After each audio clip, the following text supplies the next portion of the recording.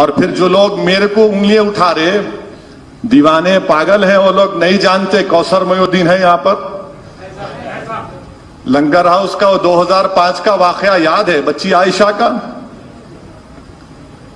याद है। अब मैं बोला तो इनको फिर से दर्द होगा पेट में।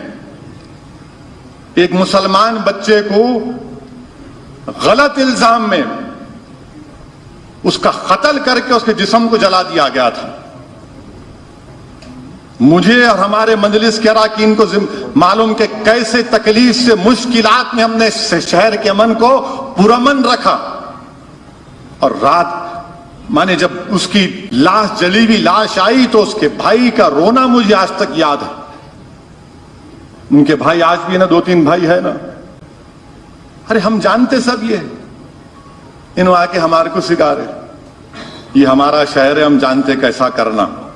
यहां अमन को बिगाड़ने का काम ना हम करते, ना किसी को करने देंगे इंशाअल्लाह। दोस्तों और बुजुर्गों, मैं आपके जरिए उन टीवी के एंकरों को ही बोलना चाह रहा हूं, मेरे मुंह को मत लगो आप मेरी जबान का मुकाबला नहीं कर सकते। और मैं कब बोलूंगा, क्या बोलूंगा, किस वक्त बोलूंगा, वो मैं तय करूंगा, तुम नहीं तय कर सकते, याद रखो। वो अरे शीर खुरमा और हलीम असर कर रही है।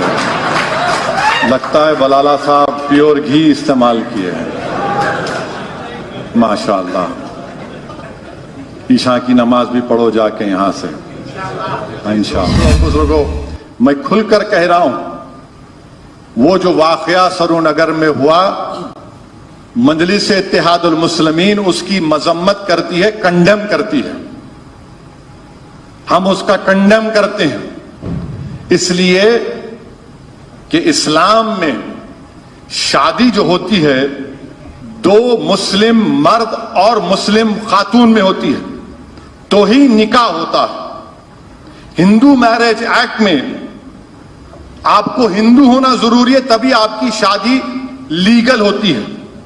समझे ना बात को आप, ये समझो पॉइंट को, नहीं तो यहां पर भी चुरपुर बहुत शुरू हो जाएंगे। इन्हें शुरू कर दिए, देखो इन लोग, यानी ऐसा हाल है कि फंस गई रजिया गुंडों में हाल हो गया मेरा। आपको पसंद नहीं था, ठीक है, आप मुंह फेर लेना था, वह पसंद नहीं, ठीक है, जाओ तुम। मगर आपने जुल्म किया, गलत हरकत की, और मजलिस इसका कंडेम करती है।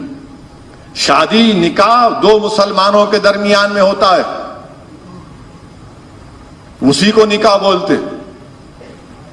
मगर आपको इख्तियार नहीं है कि आप जाकर उस बच्ची के शौहर को कत्ल कर दें। जुल्म है, ये याद रखो।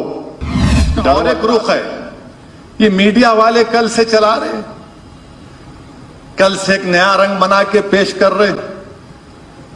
एक बात सुनो मीडिया वालों, जो मोदी को अपना पप्पा मानते हैं, क्या यहां की हुकूमत ने फौरन गिरफ्तार नहीं किया? उसको गिरफ्तार कर लिया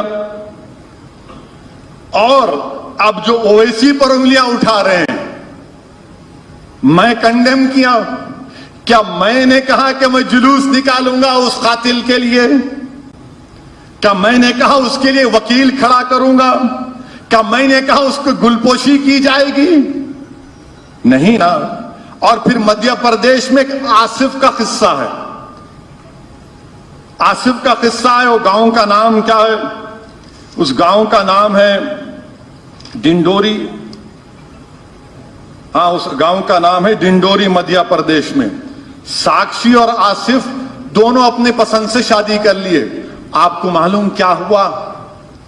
बीजेपी की हुकूमत ने कहा कि तू साक्षी से शादी करेगा, जाके उसके बाप का घर तोड़ दिया, उसकी दुकान को तोड़ दिए।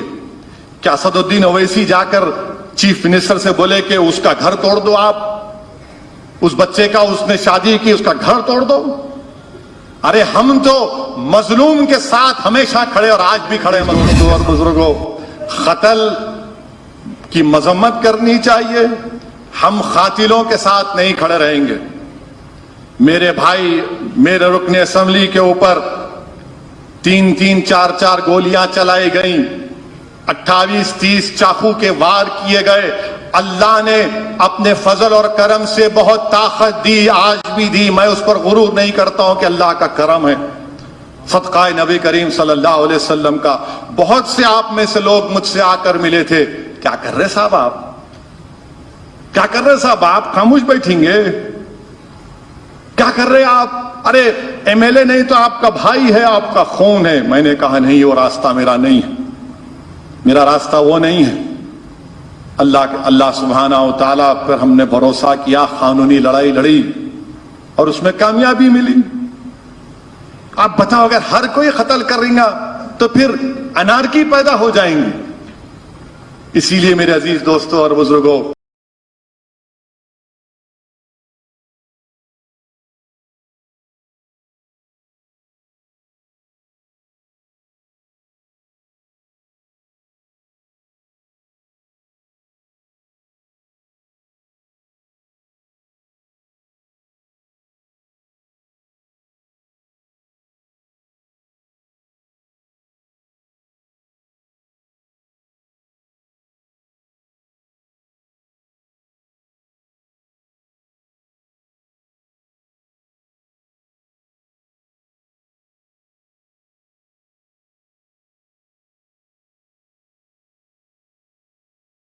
तो हम इनको बताना चाह रहे, जो देखो नहीं बोले नहीं बोले नहीं बोले, मोदी को पूछो ना।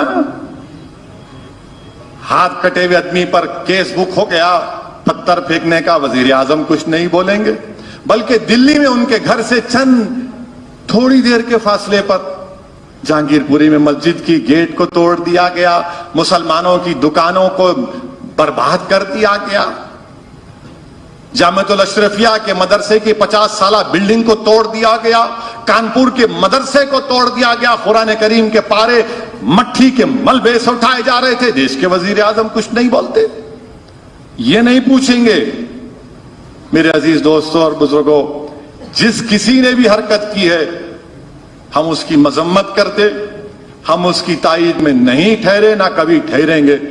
मैं तेलंगाना की हुकूमत का भी, उन्होंने सही फैसला लिया, फौरन गिरफ्तार किया और कहा कि स्पेशल कोर्ट बनाएंगे। बहरहाल जो भी हो, सजा मिलनी चाहिए उसको। आप किसी को भी जाके मेरा दिल बोला, मेरे को ऐसा बोला, मेरे मुंह को ऐसा करा, नहीं भाई, याद रखो, अगर एक बार आग लगेगी ना, आप अपने घर में बैठ के नहीं बोल सकते नहीं वहां लगी आग, मेरे पास नहीं आई। वहां से आग शुरू होके तुम्हारे घर तक आ जाएंगे।